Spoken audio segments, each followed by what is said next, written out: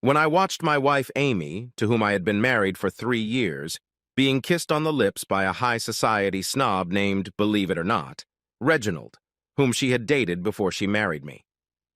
I'd had occasion to do a couple smart things in the past. Now I needed to do something clever too. However, since I didn't have a camera, my cell phone was in for repair, I just saw Reginald put her to bed.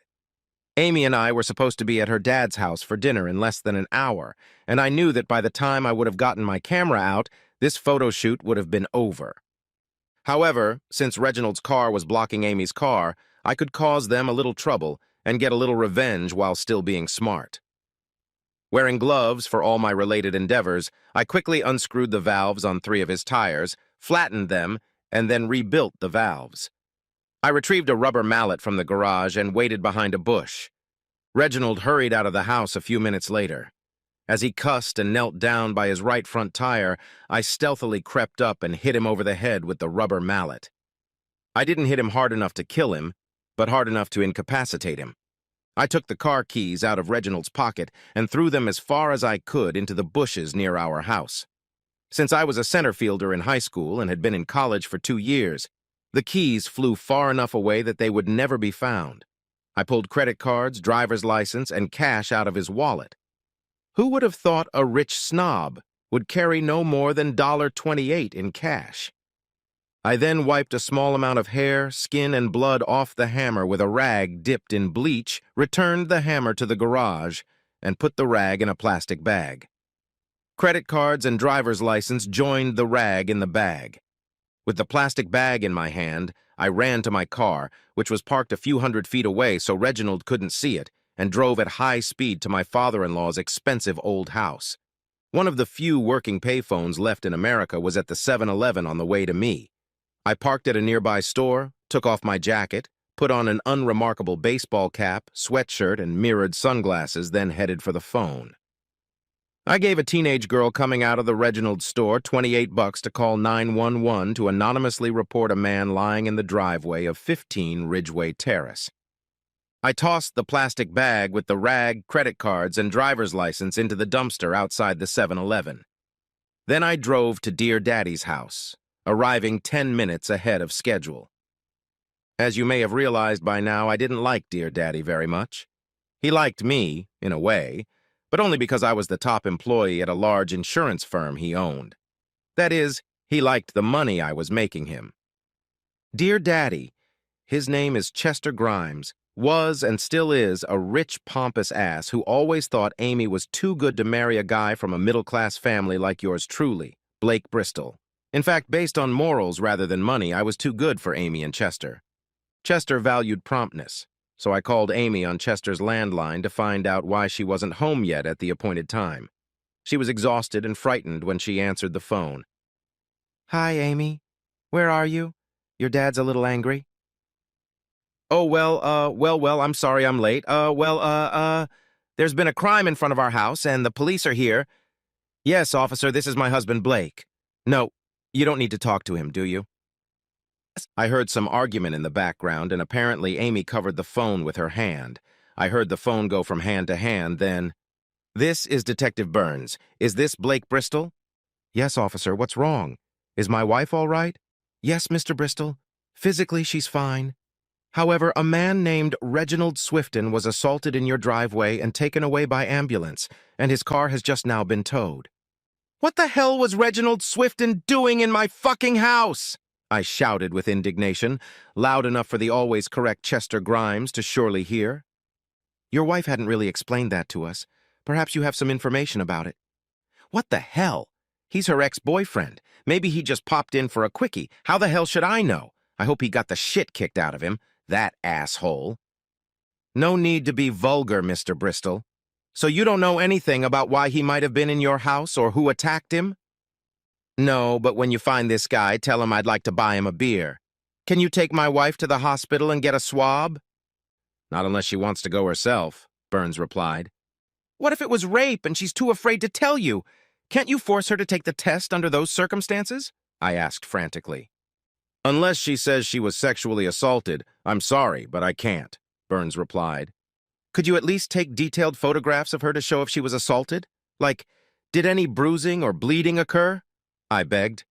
Yes, we can do that, Burns replied. Thank you. Could you get the potential crime victim back on the phone, Detective Burns? Yeah, although I'd like to talk to you a little more tomorrow. I'll have my cell phone back by then. Call me then to make an appointment and I'll come to you, I told him, and then gave him my cell phone number. Hi, Blake, honey. Amy started talking. Cut the crap, Amy.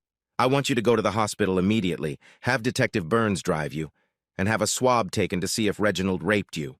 No, no, no, no, no. Where'd you get that idea, Blake?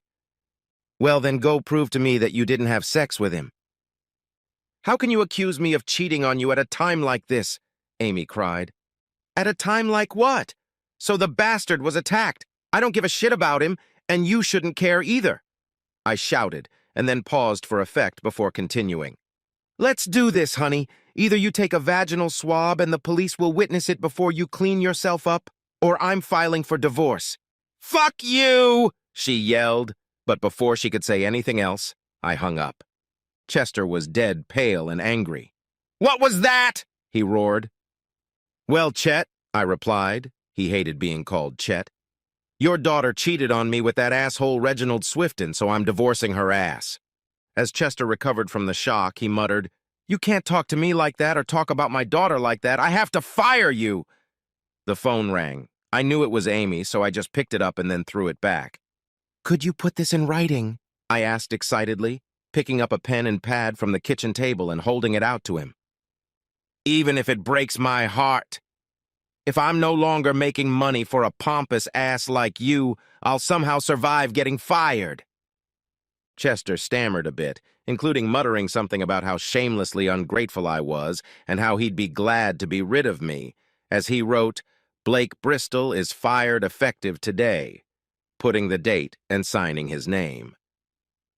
Thanks, asshole, I said, and then walked out the door, clutching my pink slip to my chest while my ringing phone provided background music. Okay, I know you are a little confused by my actions and think I may be crazy. Perhaps a little more information would help clear things up. The two clever things I referenced at the beginning of the narrative were the terms of the prenuptial agreement between Amy and I and the employment agreement with Chester's company, signed at the same time as the prenuptial agreement. I got Amy and Chester to agree to add one provision to each of these contracts. I made the prenuptial agreement reciprocal. That is, if either of us physically harmed the other or had sex with anyone else during the marriage, then the penalties in the prenup would come into play. In my case, I would receive $500,000 from her trust fund before we split our remaining assets 50-50. In her case, she would receive 85% of the assets. If there were children, luckily we didn't have any when I saw Reginald having hers, the injured party would get custody. I never even touched Amy in anger, and I never cheated on her, despite every opportunity to do so. As for the employment contract, if I was fired or demoted in such a way that my earnings or duties were reduced by 10% or more, the non-compete provisions of my employment contract were voided. I was not in the best position to divorce Amy for infidelity and receive what was due under the prenuptial agreement because I had no photographs or records that would constitute definitive proof. However, I had suspected her for a year and had gathered a significant amount of admissible evidence. That is, I did have circumstantial evidence of her cheating long before the Reginald incident. My friend and middle-class attorney Ron Botts told me that the circumstantial evidence gave me a good chance if we got the right judge, and that we could probably gather some more useful information during the investigation. Ron also advised me on what to do and what not to do in relation to the inevitable divorce. I was advised to avoid closing accounts, transferring money or securities, canceling credit cards, etc., until we get a court order to keep records and freeze assets. Rash action would look bad in the eyes of the judge and would damage our case. As soon as I left Chester with steam wafting out of my ears, I bought a disposable cell phone and called Ron's office. Why are you still there at 7 o'clock on a Friday night? I asked. Serving helpless assholes like you, he laughed back. What's up? I explained the situation to him, but only from the moment I got to Chester's house. Ron had some simple advice. Don't come home tonight. Go to the hotel, get your receipts, and be seen on their CCTV cameras. Tomorrow morning, a policeman with a video camera will escort you back home and leave the recording device there. In the meantime, I'll check on Reginald. I'll start divorce proceedings on Monday. I did as instructed. The next morning, Saturday, the policeman and I went to my house, Reginald's sex scene. I walked in the side door and then into the living room. I made a noise and yelled, "Amy, I'm here to pick up some things and then leave." Amy quickly came down the stairs. "Why the hell are you starting to accuse me of cheating and getting my dad to fire you? You ass!" "Did you swab?" I asked sarcastically. "Hell no!" She started to yell before I cut her off. "Then we have nothing to talk about. I'll get my clothes and leave." She was so focused on scolding me that I'm sure Amy didn't see it, but he got good pictures and videos of her face and exposed skin that didn't show any cuts or bruises. I closed and locked the bedroom door, and ignoring her banging and screaming, packed my clothes and valuables into 2 suitcases. I checked the sheets for stains, but she had the good sense to change them. She probably burned them or soaked them in bleach. Gathering my things without a word, I walked past her and out the front door. I filmed her with a telephoto lens from the car as she screamed on the porch outside as I left. When Amy and I were upstairs, he set up a long battery life recorder in the kitchen. "How did the pictures and video turn out?" I asked when we pulled away. "Good. It was easy to see that there were no marks on it. Placing the voice-activated recorder turned out to be a genius decision. Later that day, we overheard her talking to one of her friends, Lila Castle. Amy had Lila punch her in the face and arms, as well as inflict small cuts on her arms and neck. After Lila did what Amy asked, they both went to the clinic to document the cuts and bruises and take pictures. While Amy and Lila were at the clinic, the private investigator and I went back to my house to pick up all the other things I needed and to pick up the tape recorder. Ron called it perfect. On Monday, we sued for adultery. By the end of the week, Amy filed a countersuit for physical abuse. About the time Amy was filing divorce papers on Monday, after cleaning up my office and picking up my cell phone from the repair shop, I went to see Detective Burns. "Where were you when this Reginald Swifton thing happened, Mr. Bristol?" was his first question after the exchange of pleasantries. "Sounds like you're treating me like a suspect," I said, crossing my arms across my chest. "Well, we do have evidence linking you to the scene," he continued. "Well, then you should arrest me because I'm done talking to you and I want my lawyer," I said firmly. Of course, I knew he didn't have any evidence. "Is that really how you want to play it?" "You'll look guilty," Burns continued. "And a second. I thought that when I asked for a lawyer, you wouldn't be able to ask me another question, and you just did. Either arrest me or I'm leaving," I said. I stood up and headed for the door. "We're not done yet," Burns continued without any bravado. "Just with my lawyer," I said, handing him one of Ron's business cards and walking out. I never heard from him again, and neither did Ron. I really wished that at the time the lawsuit and countersuit were filed, I had been privy to Ron's conversation with another private investigator, Dan Drake, who was also a friend of Ron's. My anxiety would have been greatly alleviated, and I would have understood Ron's unwavering confidence in our case. The conversation between Ron and Dan took place 2 days after the countersuit was filed. Ron didn't tell me about it until after the trial. "Dan, I don't want you to tell me anything substantive from what you know, but I need answers to a couple questions." "Hell, Ron, if I can help, I will," Dan replied. "Dan, does the name Amy Bristol mean anything to you?" "Yes, it does. Do you have any clients you've worked for that are interested in Amy Bristol's business?" "Yes, there were, Ron." "Can you give me their names?" "I'll contact them and get back to you, Ron." Dan called Ron a few hours later. "Their names are Elizabeth Moore and Jamie Watkins, and—" "Don't tell me anything else, Dan. Would any client want you to oversee a divorce proceeding in which Amy Bristol is one of the parties?" "Haha, okay, Ron. Yeah, I'm sure at least one of them will." "I'll let you know the date, Dan." "Thank you," Ron finished. While this conversation was going on, I was apparently interviewing Chester's biggest competitor, who had hired me at the same salary Chester's company was paying me, and at nearly twice the commission. Since I had no way of not competing with Chester's company, I contacted all of my old clients within a week, and within a month, Almost 90% of them had transferred their business to my new company.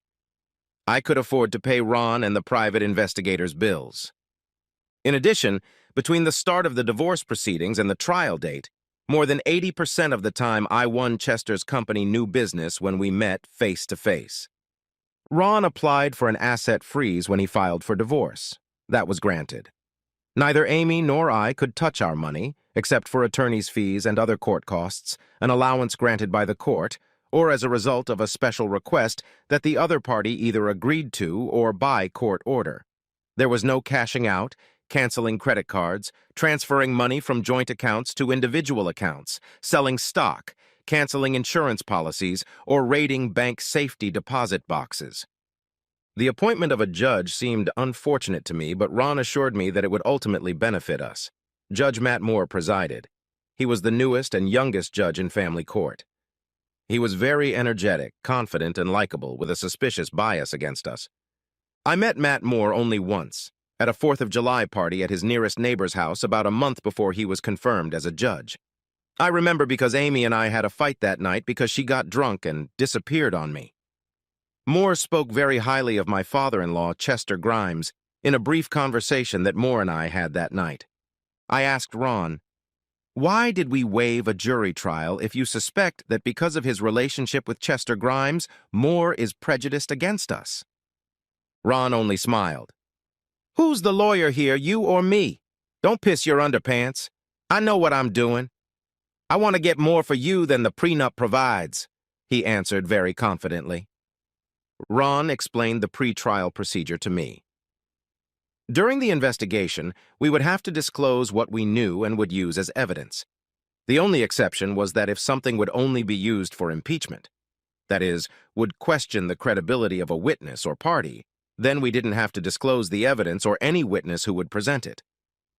Ron did not tell me about his conversation with Dan Drake, and in fact he had no discoverable information based on that conversation, so it was not disclosed to Amy's attorney, Amanda McAfee, earlier. When we gave answers to Amy's attorney's questions given by Amy under oath, not surprisingly, Lila Castle was claimed as a witness to my alleged assault on Amy. It was alleged that the assault occurred the Saturday after the Reginald incident, when the private investigator and I went to my house to retrieve my belongings. Ron immediately noticed Lila's statement before we had to respond to Amy's inquiries about the assault. Lila's videotaped deposition, which Amy and I both attended even though we never spoke to each other, was on Monday. After Ron pointed out the date of the alleged assault to Lila, he struck. "So, Miss Castle, you are absolutely certain that you witnessed the attack shortly before you accompanied Mrs. Bristol to the clinic for treatment that Saturday, correct?" "Yes, I'm sure," she said, trying to sound confident but failing. "You didn't injure Mrs. Bristol yourself, did you?" Ron continued. Lila and Amy's jaws dropped open, and Amanda McAfee looked puzzled. "Of course not," Lila said hesitantly. "I'm going to play for you an audio tape that an independent witness swears was recorded that Saturday after Mr. Bristol left his house. Tell me, do you recognize these voices?" When Ron scrolled through the tape, all the faces on the other side of the table turned ash gray. When it was done, Ron asked, "Do you recognize the voices? Aren't you and Mrs. Bristol discussing how to give her a bruise and then lie that Mr. Bristol did it?" "You must have set it up," Lila sobbed. "We'll have a voice expert compare your voice in today's testimony to the one on the tape, and then we'll send the case to the DA's office for perjury charges. That's all the questions I have." Not surprisingly, Amy's attorney had no objection. 2 days after Lila's testimony, Amanda McAfee decided to withdraw the counterclaim and asked the court for a counseling order to put the case on hold for 2 months until the parties sought the services of a certified conciliation mediator. Ron vigorously opposed the motion. During oral argument, he said, "Your Honor, they filed the counterclaim in bad faith, and we want an opportunity to get that on the record during trial because it undermines Mrs. Bristol's credibility. In addition, my client has not the slightest interest in reconciliation, and until the case is dismissed, he loses interest on the $500,000 he is going to recover from Mrs. Bristol." Demonstrating his bias, Judge Moore granted Amy's motion, but threw us a bone. If the reconciliation fails and Mr. Bristol prevails in court, Mrs. Bristol will pay 2 months' interest at 4% per annum on any money to which Mr. Bristol is entitled other than the division of assets. Ron warned me to follow the instructions in the order during the conciliation process so as not to give the court any reason to sanction me. He told me not to swear, no matter how much I wanted to. Is the word whore a swear word? I asked him. No, but don't use it. Call her a blatantly unfaithful spouse, Ron replied with a smile. Not surprisingly, I received an email from Chester Grimes 2 days before my scheduled counseling session. I refused to answer his phone calls or even listen to his messages. The letter was very conciliatory and offered me a return to my old job with double my salary and commission. I kept it in case Ron could use it as evidence, but never responded to it. No attorneys were allowed to attend the consultation, only parties. Amy arrived at the counseling session dressed stunningly. She is a sexy, sensual woman, and her closet, makeup, and hair were impeccable. Since the order said nothing about clothing, I showed up in cut-off jeans, sandals, and an old t-shirt from college mottled with holes. Amy hated that shirt and tried to throw it away twice. I also hadn't shaved in 2 days, and my hair was mussed and unwashed. Amy took one look at me and realized it was over, but she tried anyway, no doubt motivated only by the $500,000. Mr. Bristol, I'm surprised at your appearance, the counselor said. The order didn't mention anything about clothing, and that's how I chose to appear. I'm sorry if it doesn't meet with your approval, I replied, trying to avoid a sarcastic tone, but probably without success. The mediator then resumed the session while Amy and I remained silent. Even though I was the complainant, she let Amy speak first. Can't I, as the complainant, speak first? I asked. As a mediator, I can determine the order of the discussion, he parried, obviously still disturbed by my appearance. Amy was a great actress. She told me how much she loved me and wondered why I was suspicious of her. She talked about all the wonderful times we had spent together and cried where appropriate for dramatic effect. It took a good half hour. Either the mediator was moved by Amy's performance or was trying to settle, because as soon as Amy finished, she turned to me with clouded eyes and said, Mr. Bristol, what would you like to say to your dear wife who has just bared her soul? She's not such a good wife. She is a serial cheater and has been grossly unfaithful to me as well as a liar, as clearly evidenced by her account of me beating her. Her entire performance was an act in an attempt to save $500,000. I don't know if she ever loved me, but I don't care. I don't love her. In fact, I hate her, and I want a divorce as soon as possible so I can move on with my life. The mediator and Amy were shocked.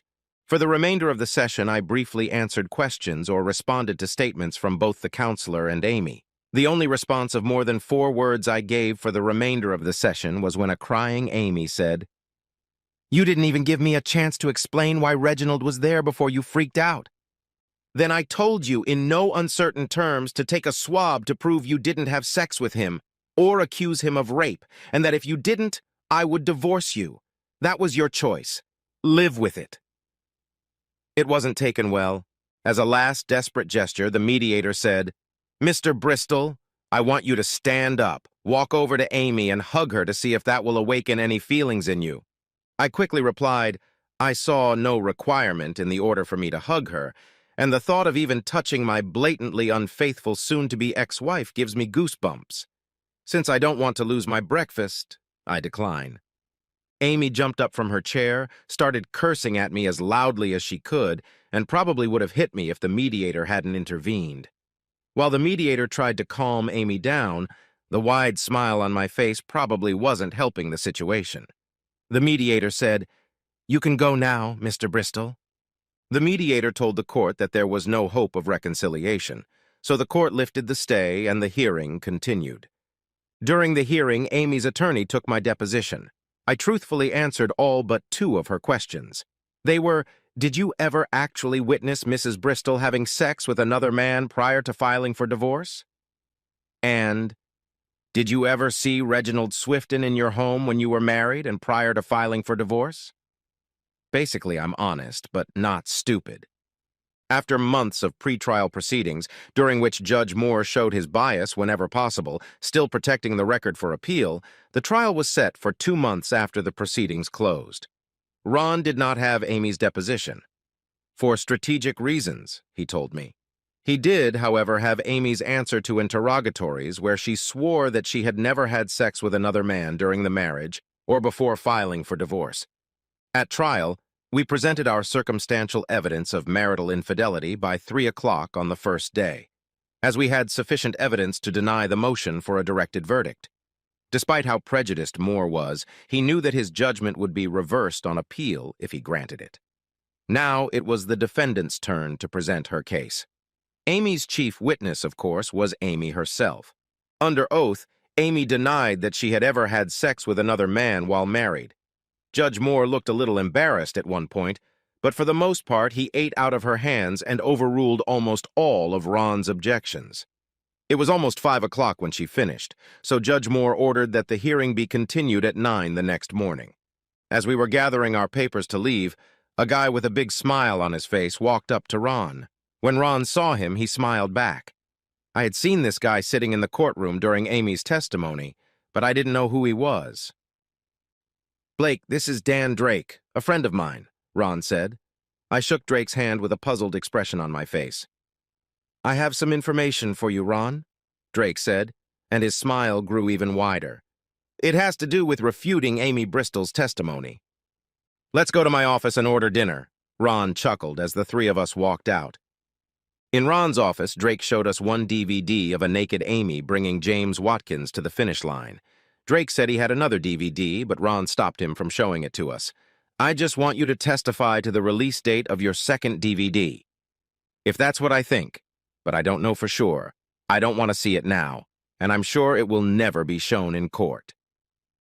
At precisely 9 the next morning, Ron began his interrogation of Amy. After questioning her about Reginald's visit the day I witnessed him having her, he asked, "Do you know a man named James Watkins?" "Yes," she replied hesitantly. "And his wife is Jamie Watkins?" "Yes." "When did you first meet him?" "I don't remember exactly."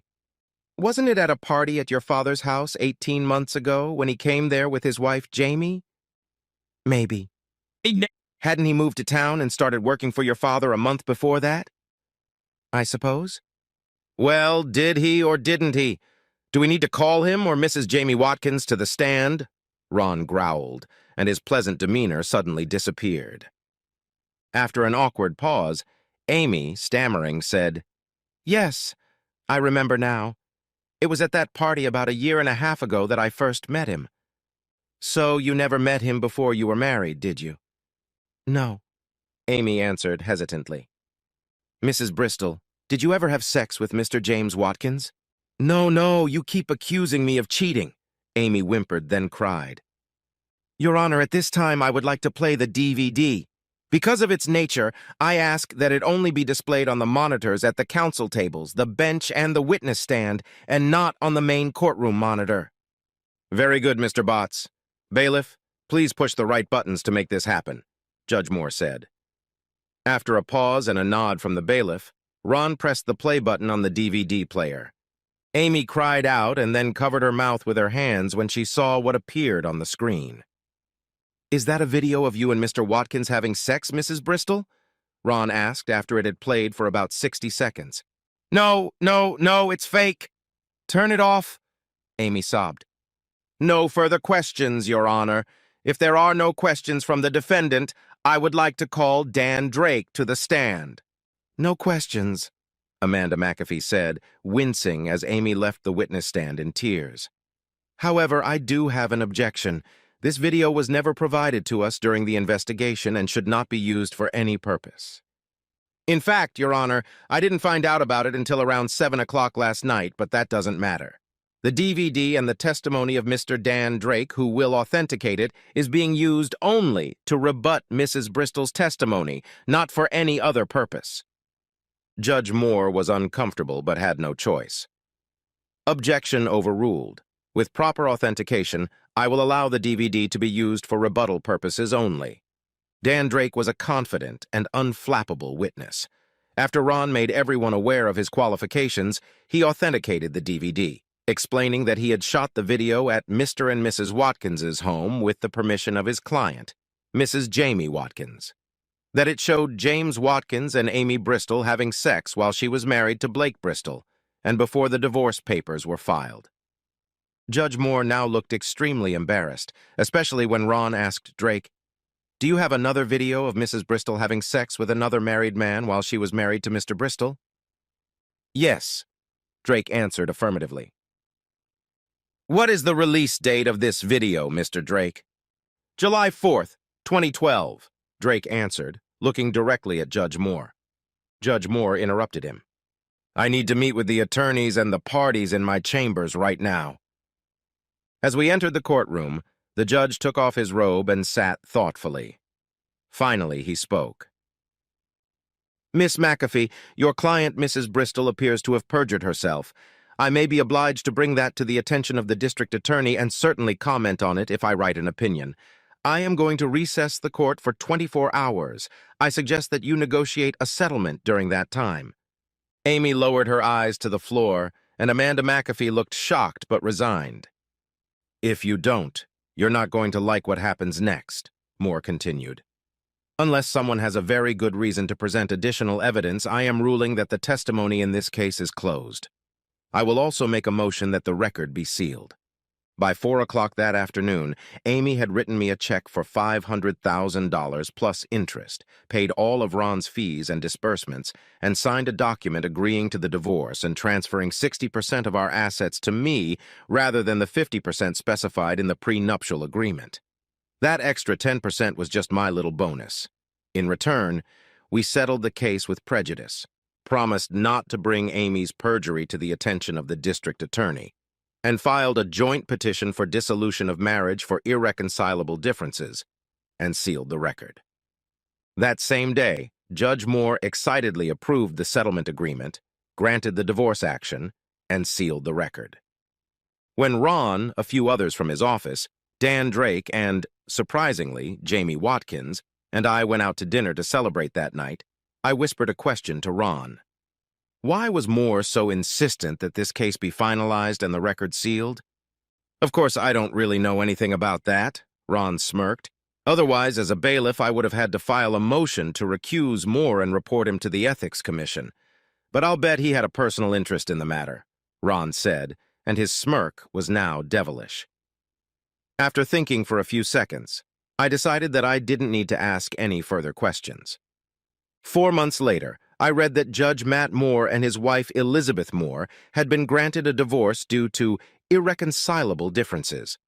The details were not made public, but I noticed that when driving around town, Judge Moore was now driving a 5-year-old Ford, whereas when I met him at a 4th of July party in 2012, he was driving a new Mercedes.